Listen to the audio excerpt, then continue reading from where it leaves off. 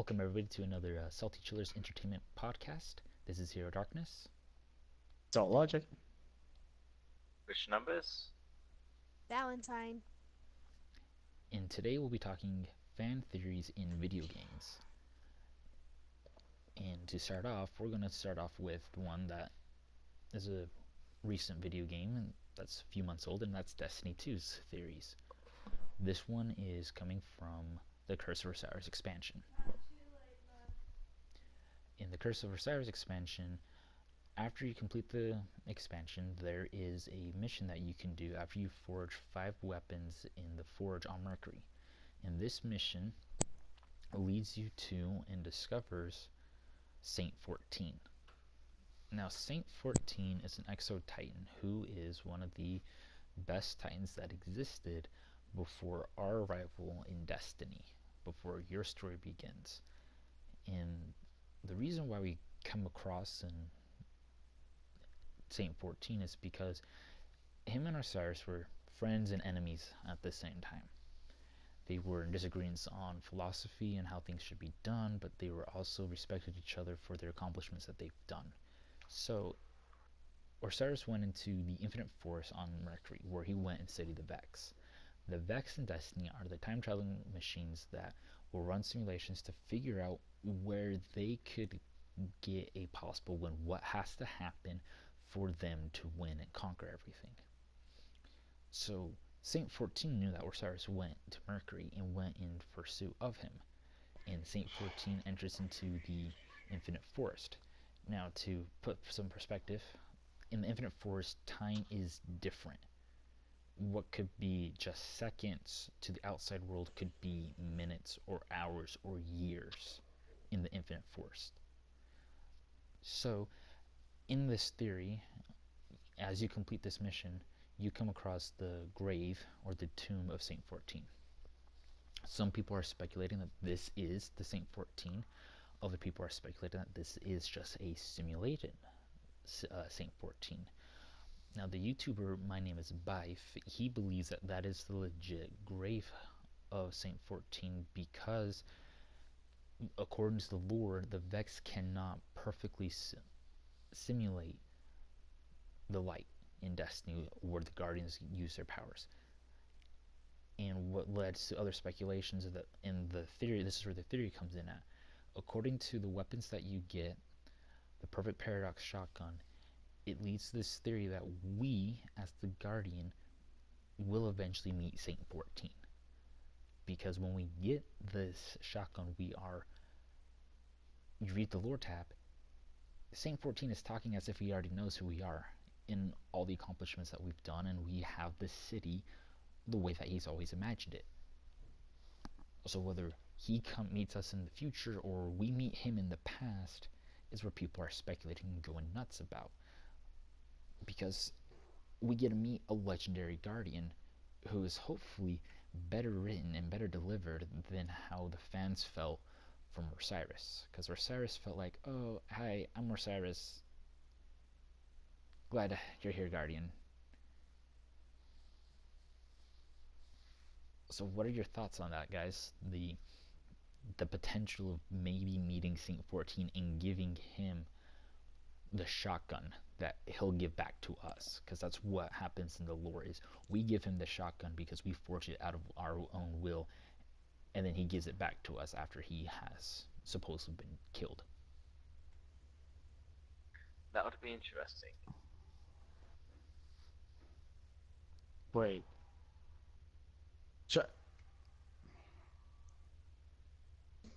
So the theory is that we will to meet Saint 14, and when we meet Saint 14 we give him a shotgun, and then when Saint 14 is dead we end up receiving his shotgun.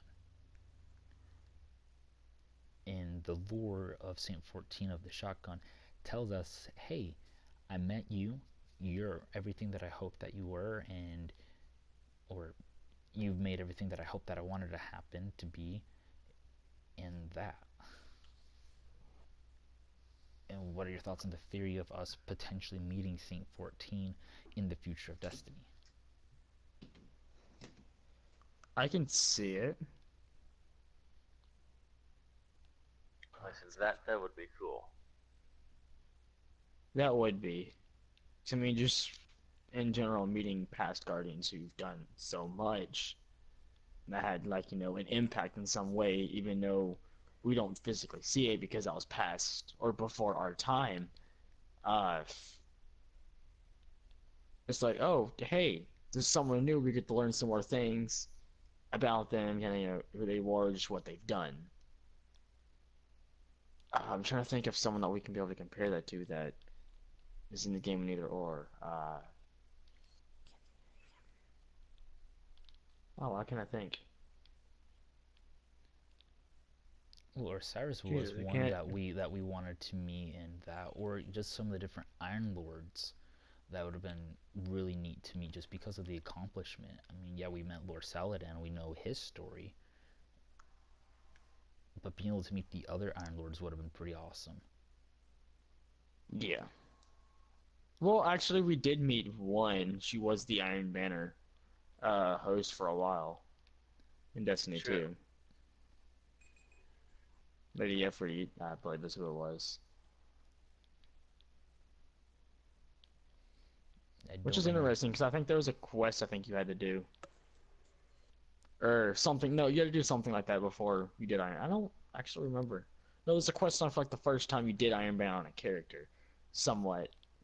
Just kind Yeah, of throughout the course of just playing Iron Banner. But, yeah.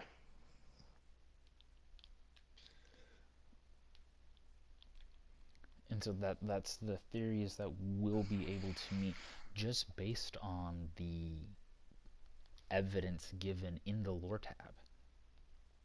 And you can go and look up the Perfect Paradox shotgun, and it'll have that lore in there where he gives us our shotgun back, and he mentions where we give it to him. So this race, for all the time traveler people listening, that raises the question: who created the shotgun in the first place? Because you end up creating the bootstrap paradox. And the bootstrap paradox is where the short version is, you wake up one morning and you find yourself the blueprints on to build a time machine, and then you build a time machine in that, and then you decide to go back in time and deliver yourself the schematics of the time machine. So the real question is, who built the time machine first? Because you created yourself a loophole. Or another good example that was given is, you go and travel back in time with Beethoven, and you find out that Beethoven hasn't written any of his famous pieces of music. And so you, with the music of Beethoven that you brought with you, write it then in that timeline, but you have the words Beethoven. So who wrote Beethoven's music? Was it Beethoven or was it you? Because it still exists.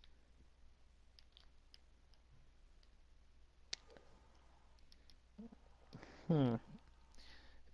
And so there's all that, which would be really neat to see play out, is how does that work in that?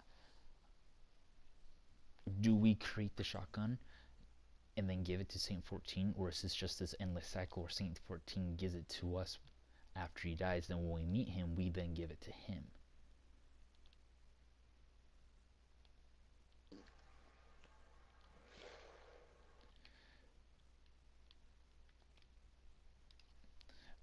But that's It could be that endless cycle. Well, the shotgun was once created, and how it was once created has become lost.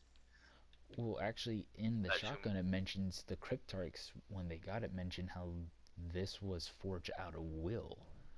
In other words, it wasn't made like how the normal weapons are normally made.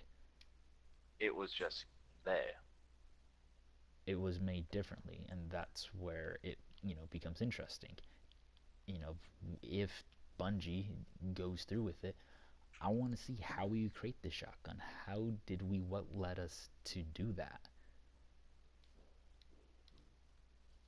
Is it what happened at the end of Destiny 2 with the potential darkness, or the physical representation of the darkness coming as a threat, and we have to find a way to survive and be able to make our weapons without the normal means, because that way's been taken out? I mean, there's a lot of speculations that comes from this. when you start digging deeper into the Destiny lore and what's already established in the Destiny universe. Yeah. And so that's my theory. Well, that's the game theory that I found that intrigued me because it introduced, it's Destiny, and it's also a time traveling one where there's all these paradoxes of what ifs and how, and is this really Saint 14 or is this just a simulated version of him? Which one is it? And we may never know, or Bungie may come out and say, like, alright guys, here is what's going on in the Saint 14. Much at that point, that can be anything.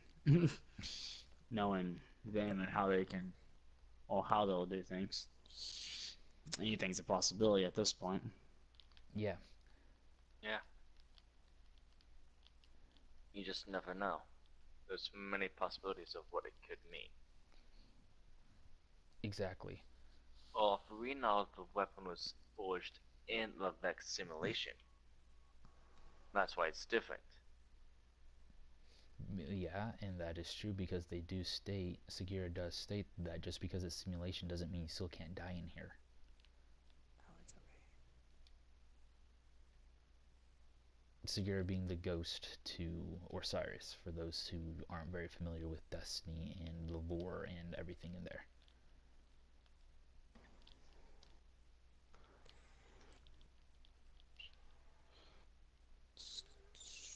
Yeah, I don't know much about Destiny, so Oh, we kind of figured out. We were like, just listen.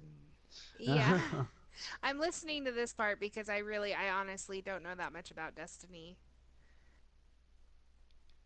Yeah, it can be a bit confusing. I mean, the really game can.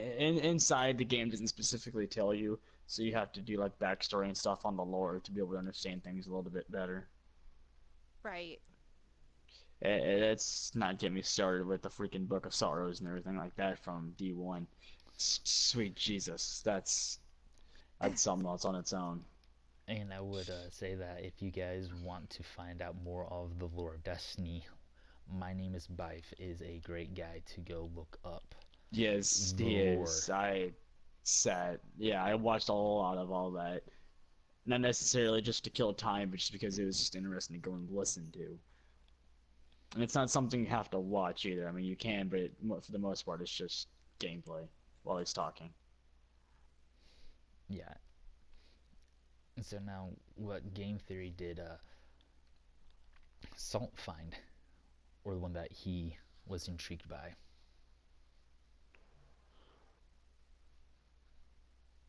Wait, repeat that one more time. Sorry, I The game zoned out theory. like split second. Okay, Your game theory. that's what I thought you said, but I didn't want to jump to conclusions. Anyway, I decided to go, and I thought this was very interesting as a whole. But is Ditto a failed or successful clone of Mew? When I heard that, I got really confused. I'm like, hmm, I kind of can see it, but I kind of can't.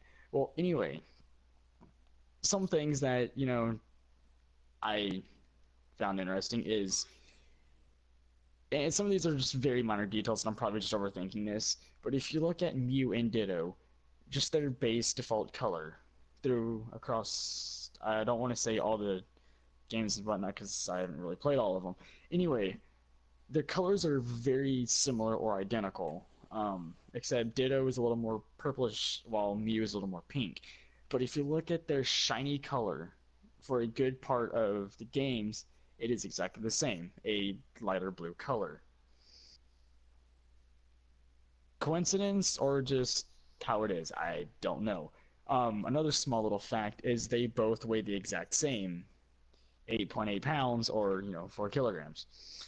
Again, I'm just probably just overthinking this. Well, aside from that, they are both the only two Pokemon across all generations that can learn Transform. There are some ways where you can be able to teach another Pokemon Transform, and I think that is just through the use of Sketch from a Smargle or someone else who can learn. I don't think anyone else can specifically learn that. but Transform is only known to, those two Pokemon, Mew and Ditto. And when you look at Ditto as a whole, it looks like something that a failed experiment would happen. He's just being a blob. Anyway, there were a bunch of places where Ditto can be caught in the original generation, or Generation 1 games, but in Pokemon Yellow, there were two places, the Pokemon Mansion and the Cerulean Cave, which is where Mewtwo lies. Mewtwo, and it's slightly getting off the thing. Well, anyway, Mewtwo is called or speculated as the only successful clone of Mew, but there are some reasons that to believe there are failed attempts, which relates to Ditto being such as one.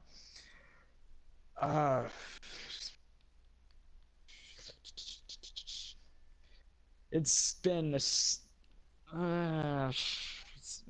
see if we can word that better.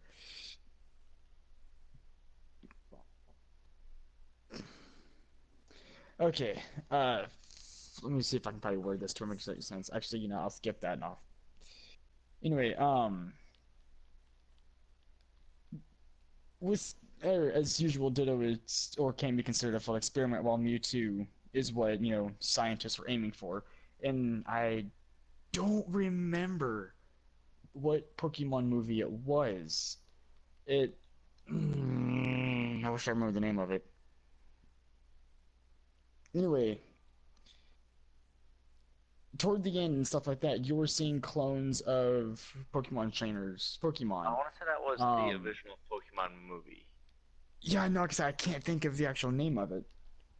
But you have a clone Charizard, Venusaur, Blastoise, and even Ash's Pikachu. Well, in that movie, you're seeing Pokemon being cloned and duplicated, but are evil. Which, will sit and attack their own clone. Well, in the process of that, toward the end, you have Mew and Mewtwo fighting. Basically, good and evil.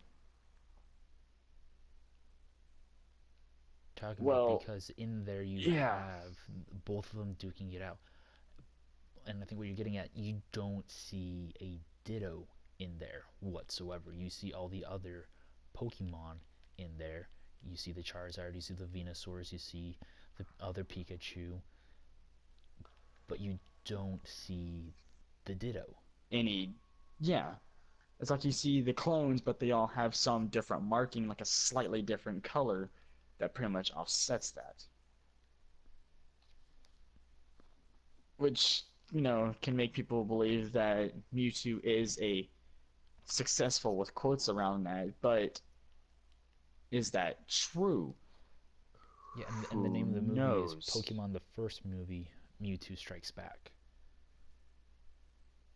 Yeah, like I said, I completely forgot the name of the movie, and I wish I would have done. That's the name of the movie. That's so weird. I was apparently overthinking it horribly. Anyway, where was that? Anyway, scientists pretty much set out to replicate Mew. However, they were, unsure on how exactly to accomplish that. Anyway, one team, started from scratch, choosing genetic material similar to Mew's, and was basically building a simple life from it. Resulting Pokemon, didn't look like Mew. The color was the same, and was only about half as strong. However, it did contain the same ability, or the move, Transform. And that was an important part. The big money guys, or, the other team, basically began to mass produce this blob, and they called it Ditto. Which, if you pretty much look up what the word Ditto means, it pretty much means the same. Well, another team decided to make a more powerful version of Mew. I mean, in some people's opinion, Mew's weak. I personally don't care. I like to use Mew regardless, mainly because it's fucking cute. Anyway, aside from that, I mean, come on, it's fucking cute, especially the shiny.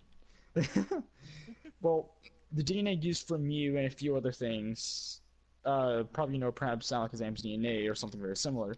The result looked similar to Mew, a lot more powerful, but with all that powerful, the specimen lost ability to transform, which believe in the, I think it was like toward the beginning of that movie, Mewtwo breaks out and pretty much kills a scientist, the lab, which wasn't too good.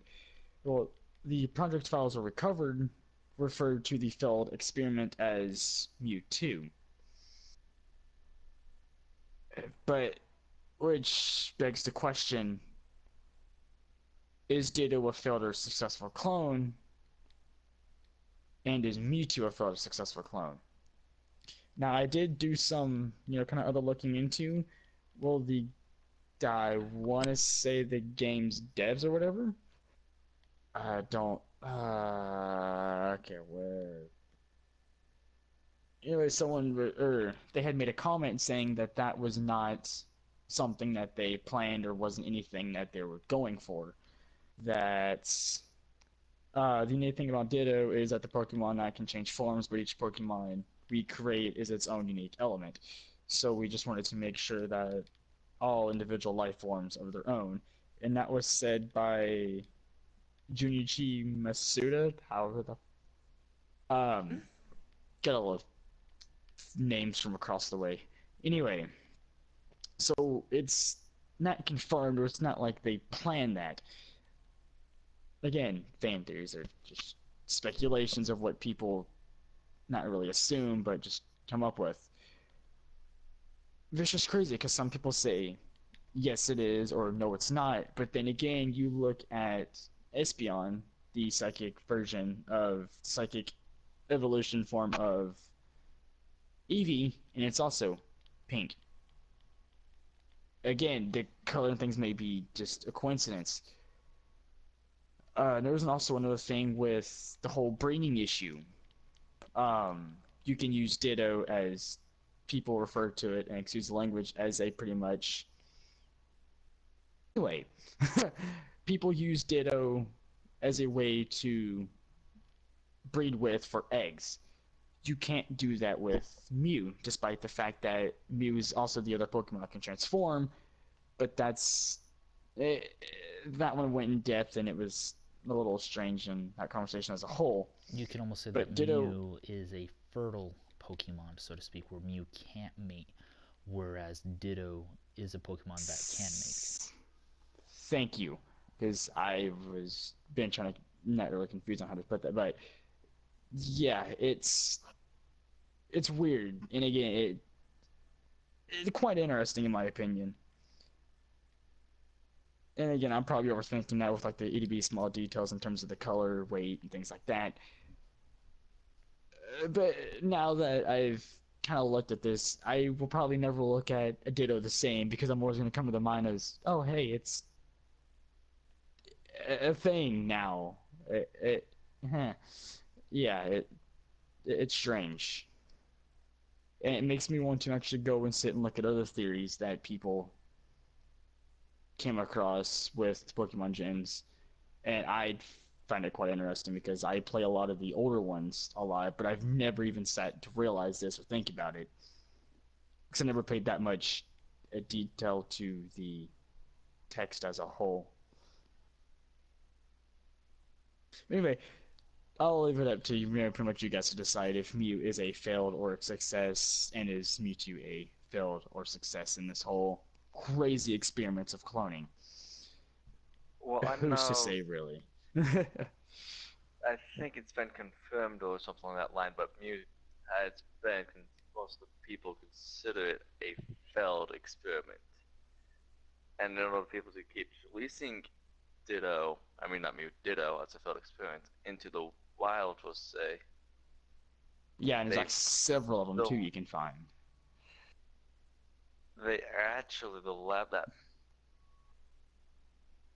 actually created it, create more Dittos to release in the wild for trainers to catch.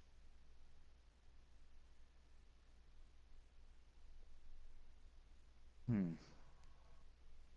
I said I want to say that there was a place that they um I don't know what I want to say it's like one of the first generations. I want to say it had to do with the Cinnabar Island that Pokemon mentioned. I want to say that that also had to do with the place because when you go through there in like Fire Red and things like that, there are statues that looks just like Mewtwo, and they're pretty much switches that you have to push to navigate to that building and to upper floors and things like that. Um,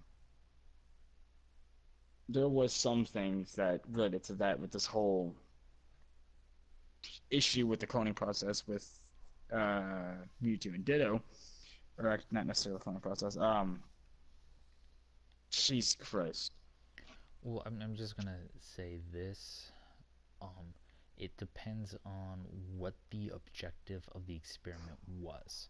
If it was to form a perfect copy of Mew, then Ditto is a failed copy. If it was to create a successful copy of Mew with intelligence, where it could speak, then Mewtwo succeeds in some of those aspects, but then also fails at the same time because it doesn't have all the same abilities. Yeah, because it loses the The transform ability of ability. transform. And so you So have to, it's so in order to give a definite yes no, you're going to have to look at and find what were the scientists goals, the research goals, and that will state if it was a success or if it was a failure, yeah, because which I couldn't really that's find how the anything that had to do with science their. community works. You have the hypothesis. Every time you do an experiment, you set out to prove or disprove something, or in this case of cloning, your objective is to make it replicate this. And so if we're going to say the idea of the cloning thing was to make it where it's exact replica of Mew, then they both failed if you're using that as your guideline. Now, if you're not using Yeah, that as your guideline, then you can have that speculation. Well, it could be this or this. yeah, which I was looking at things like that, and I couldn't really find a reason for why. There probably is, but I couldn't find it with as many places and different things I was trying to look for. I couldn't find out if there was an actual or a legit reason for why they were trying to clone Mew.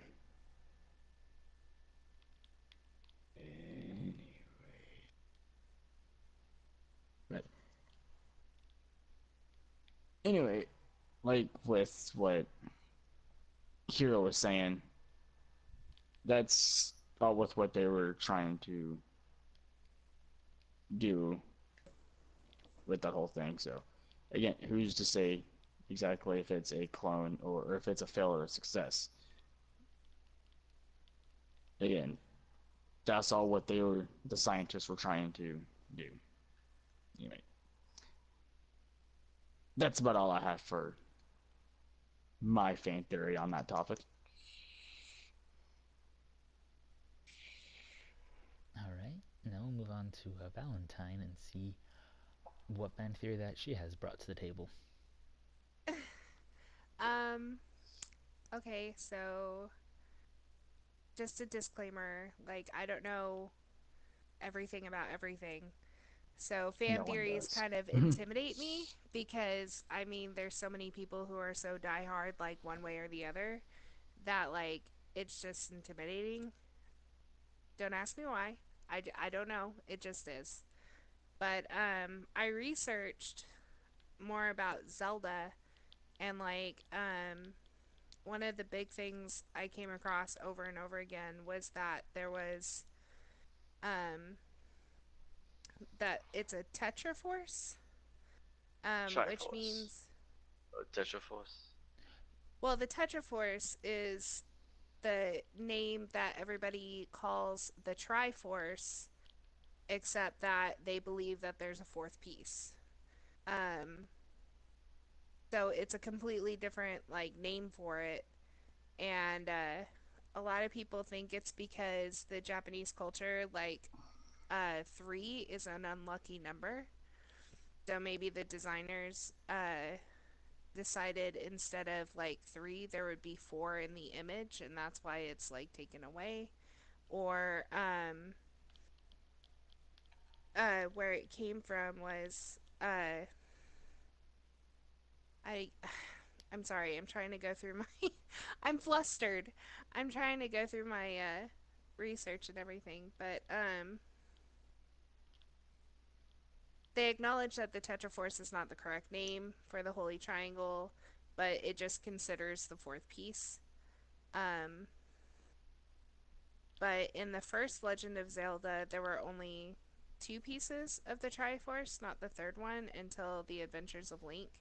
I never played the Adventure of Link, so I didn't know that the third one was introduced then, and the Legend of Zelda I played a really long time ago. So I had no idea that that happened, but that's really interesting. The So, Zelda oh, universe four is is considered unlucky in Japanese culture. Four, not three. What were you saying? the Zelda universe is actually a very interesting universe. Yeah, There's a there. lot of, in general, there's a lot of lore inside of Right. it.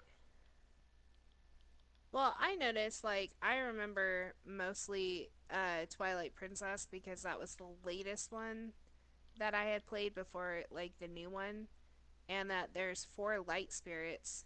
So there seems to be, like, a lot of, like, a reoccurring theme of four things.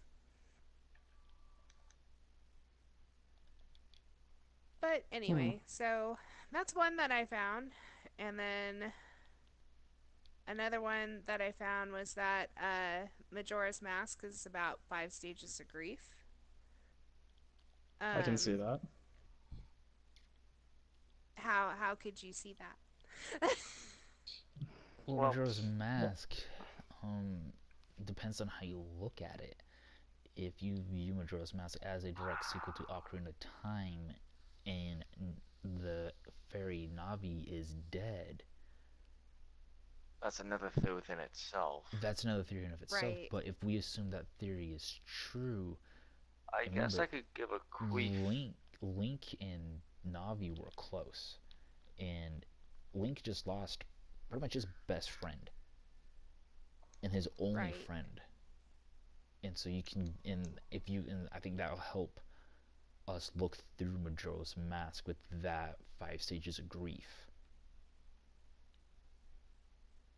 Well, as the you quick explain that theory theory. behind why Navi is dead, just so people understand. In Ocarina of Time, a fairy had a purpose. So you had the fairy that will heal you, and when it fulfilled its purpose, it would disappear. So the fans believed since Navi fulfilled the purpose of guiding Link, she then left and died. Right, which it's so it applies the five stages of grief, which is denial, anger, bargaining, depression, and acceptance.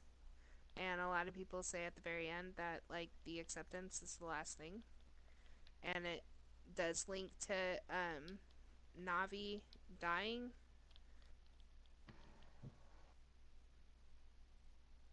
Because going into more depth of the game, I played that game 2 or 3 times in a row. Right, So in Clocktown, the people are in denial. They are denying that the moon is going to hit the Earth. They're denying it. I try to never remember the 5 stages of grief. I know you just mentioned it, but my mind's drawing a blank. right. It's uh denial, anger, bargaining, Anger. depression. Okay, there we go. That was the second one. Anger. So when they go into the swamp, the Zuko people are angry at the monkeys since they believed that the monkeys took the princess, unless they're going to do anything at all costs to kill the monkey, because the monkey wasn't telling them what they took the princess. Mm-hmm. Okay, what was the next one? Uh, bargaining, and then depression, and then acceptance. But I remember how the Snow Village was bargaining. I remember learning about this fan theory a while back. It's bargaining. I don't remember. Yeah, you would go to the Goron village, and I think they were bargaining with their. What are they bargaining with? Because I don't know how they're bargaining, how they're trying to do that. But essentially, each location that you go to, And then the last one was sorrow. depression It was or sorrow. Yeah, you go to the place Right. and it's very sad. They're all in sorrow, they're all grieving because there was no water. This place was dead.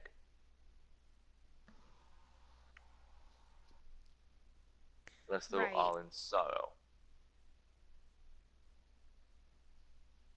And then the last is acceptance, which This I after you mean, beat the game, when Link is leaving, right. he has accepted it. Now, going off his Majora's Mask, I'm going to step in. This is also another fan theory where fans believe that Link is dead, and it's him accepting that he is dead. Again, don't do the 5 stages of grief. Right. I read that too, that like it could be Link himself that's dead. I was like, wow, that's a dark turn. But I disagree with that one because of Twilight Princess.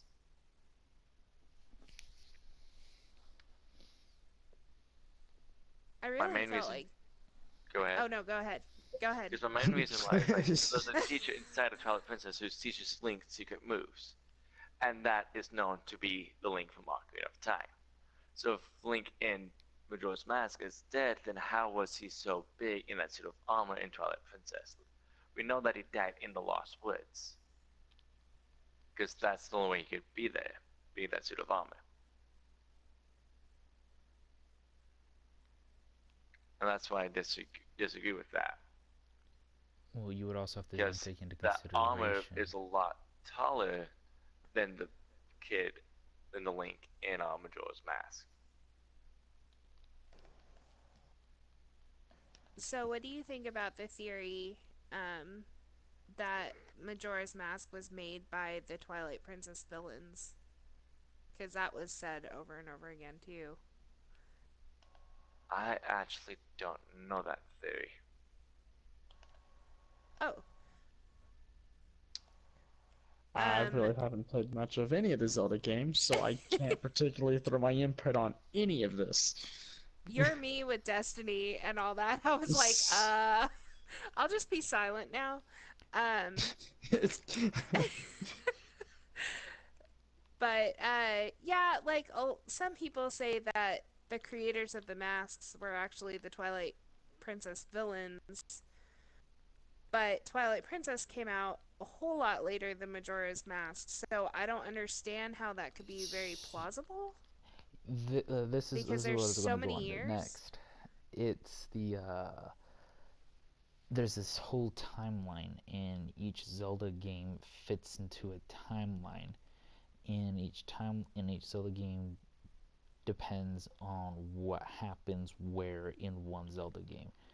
And I believe the most common acceptance is the Ocarina of Time, one where That's actually been confirmed by Nintendo. Nintendo released that timeline. Ocarina of Time is where it splits. And so depending on the events of Ocarina of Time, if you kill Ganon, if you don't kill Ganon, what happens when you... Or if you failed. Or if you just straight up fell, then these events happen. These are the following games, and I don't remember right offhand how they split it all off. But I do know this. I believe Breath of the Wild and Wind Waker... No, not Wind Waker. Skyward Sword are prequels to Ocarina of Breath Time. of the Wild is not Wind Waker. It's you have Skyward Sword, and then it's the Minish Cap, and then it's Ocarina of Time.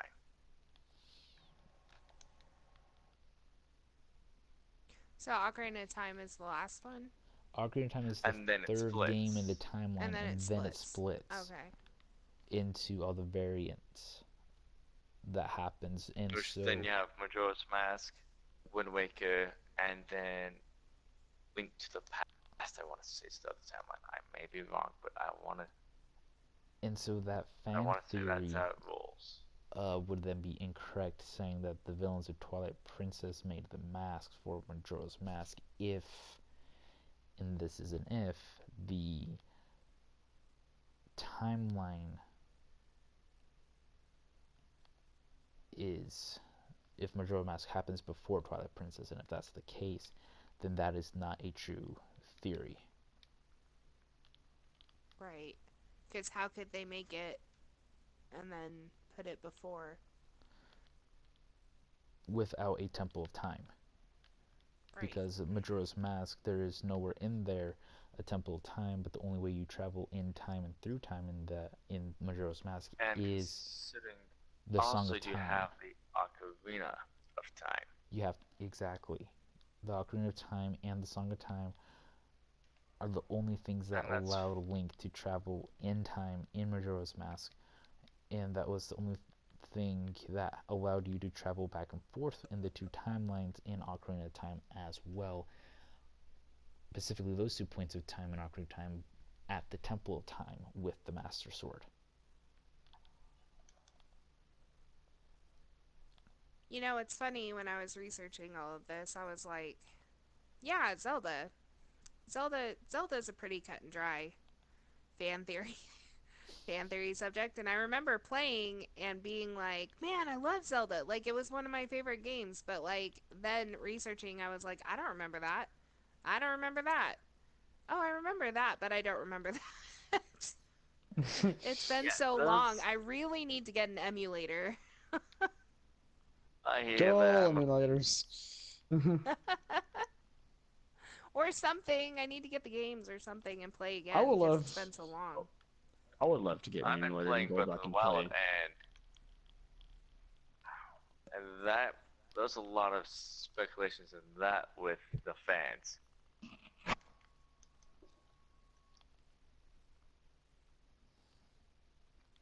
So yeah, But as that's far all I as could figure out. yeah, I am agreeing with the Majora's Mask showing the 5 stages of grief. I really liked that one. That one, It's in the game, but what it's giving about Benson, I was like, I don't view it possible for him accepting his death because he does have the Ocarina of Time. Thus, I don't view him being dead. I lean with the more common one, which I believe is more plausible, and that's him grieving the death of his friend and fairy Navi.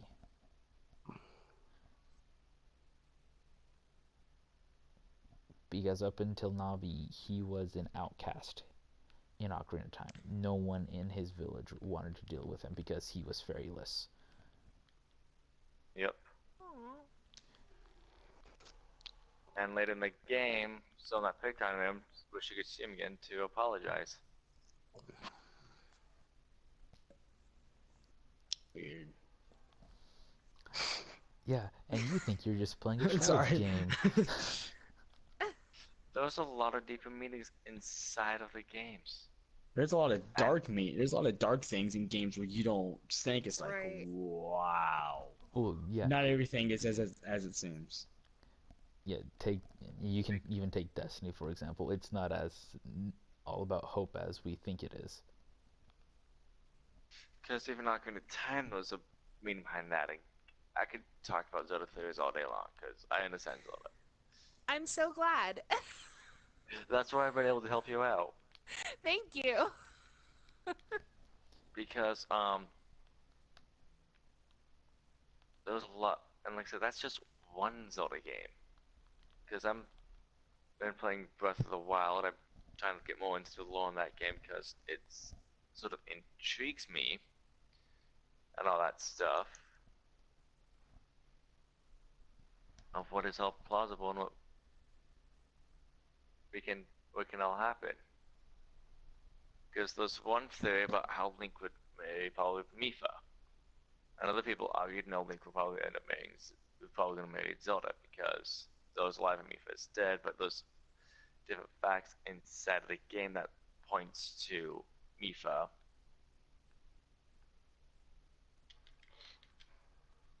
over Zelda.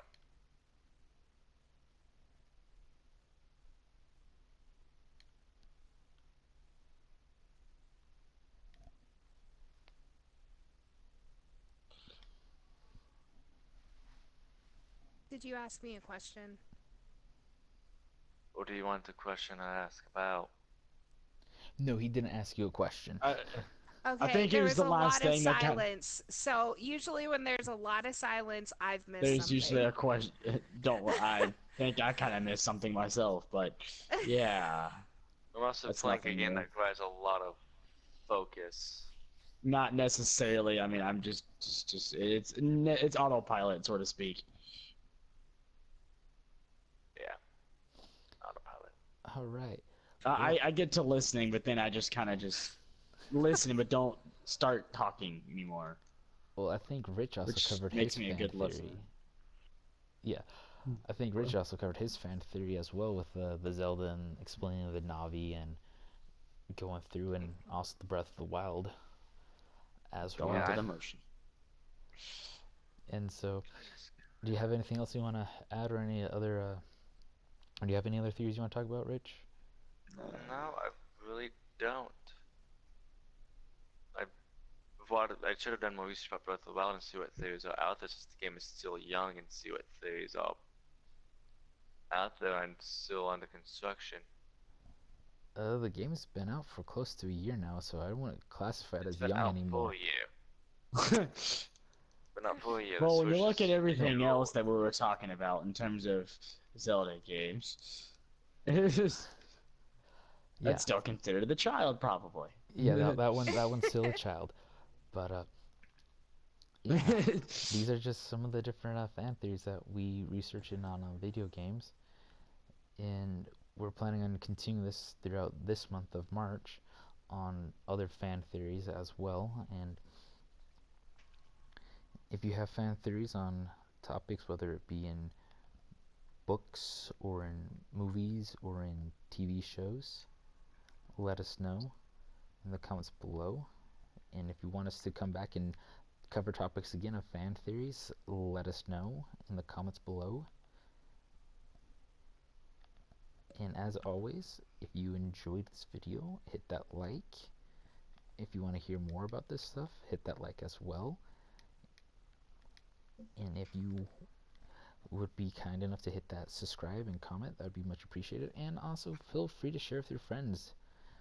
Though these are just quick versions and brief discussions on our different fan theories that we found intriguing.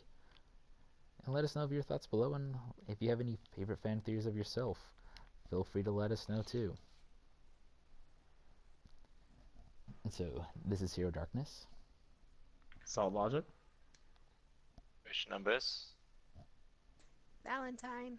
And this has been a Salty Chillers Entertainment podcast.